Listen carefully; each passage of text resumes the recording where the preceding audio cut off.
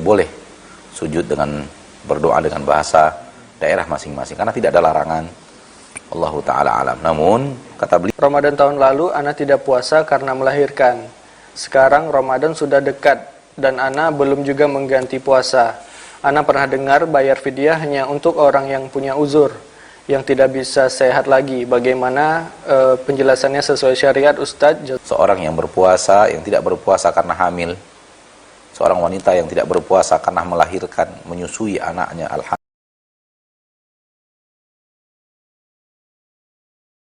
pernah bertanya langsung masalah ini kepada seorang alim di kota Madinah, Syekh Saleh bin Uthman bin Muhammad As-Sindi, dan beliau mengatakan boleh. Ya, fatwa yang datang daripada beliau boleh sujud dengan berdoa dengan bahasa daerah masing-masing karena tidak ada larangan. Allahu ta'ala alam. Namun kata beliau, sembari dia belajar doa yang benar, doa yang ma'thur, doa yang diajarkan Nabi SAW, ya, karena tidak ada larangan, kata beliau. Dan sebelumnya saya selalu mengatakan begini, bahwa sholat bahasa Arab, dan seluruh sholat dari A sampai Z bahasa Arab, maka jangan berdoa pakai bahasa Indonesia. Namun semenjak mendapatkan fatwa daripada beliau, saya berpindah kepada fatwa karena ahli ilmu lebih berilmu daripada kita. Wallahu a'lam bishawab. Nah, syukron Ustaz atas jawabannya serta penjelasannya. Semoga bisa dimengerti untuk ibu tadi yang disejunjung dan seluruh yang mendengarkan. Baik, selanjutnya kita terima kembali penelpon yang masuk. Halo, assalamualaikum. Waalaikumsalam. Ya, dengan ibu siapa di mana? Dengan Ibu Jihan di Padang Sidempuan. Ya, silakan ibu pertanyaannya.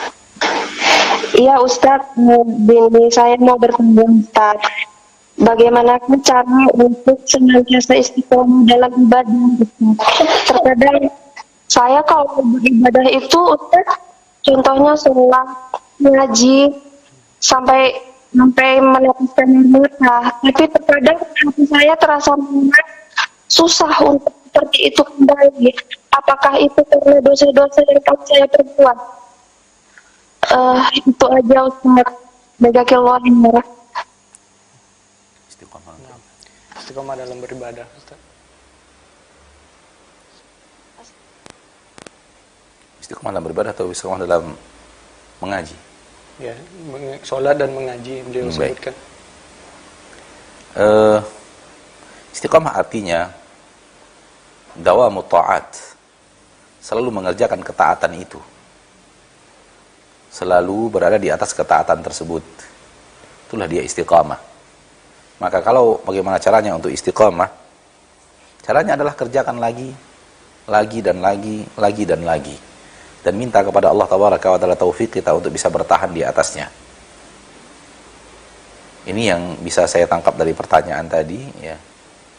Dan kalau sekiranya ada masa-masa di mana kita lelah, di mana kita merasa malas beribadah, di mana kita merasa futur beribadah, biasanya disebabkan kesalahan kita.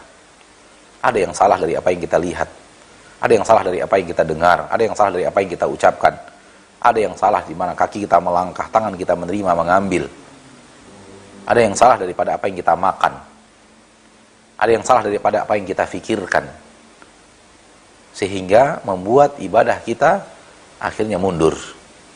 Berhenti dari kesalahan itu, bertaubat kepada Allah dan lanjutkan ibadah. Wallahu a'lam. Nah, syukron Ustaz atas jawabannya. Semoga bisa dimengerti untuk saudari kita dan seluruh kaum muslimin dan muslimat yang mendengarkan. Baik, selanjutnya kita bacakan pertanyaan yang masuk melalui WhatsApp. Assalamualaikum Ustaz. Waalaikumsalam warahmatullahi wabarakatuh. Ana mau bertanya seputar mengganti puasa Ustaz. Ramadan tahun lalu ana tidak puasa karena melahirkan. Sekarang Ramadan sudah dekat dan ana belum juga mengganti puasa. Ana pernah dengar bayar fidyah hanya untuk orang yang punya uzur, yang tidak bisa sehat lagi. Bagaimana penjelasannya sesuai syariat Ustadz? Jazakallahu khairan. Wallahu ta'ala alam. Orang yang melahirkan, orang yang hamil, dan orang yang menyusui, ada dua pendapat ulama, dan pendapat yang ana pilih adalah pendapat yang cukup membayar fidyah. Ana secara pribadi lebih condong kepada pendapat yang mengatakan cukup membayar fidyah. Seorang yang berpuasa, yang tidak berpuasa karena hamil, seorang wanita yang tidak berpuasa karena melahirkan, menyusui anaknya, al-hamil wal murdi'.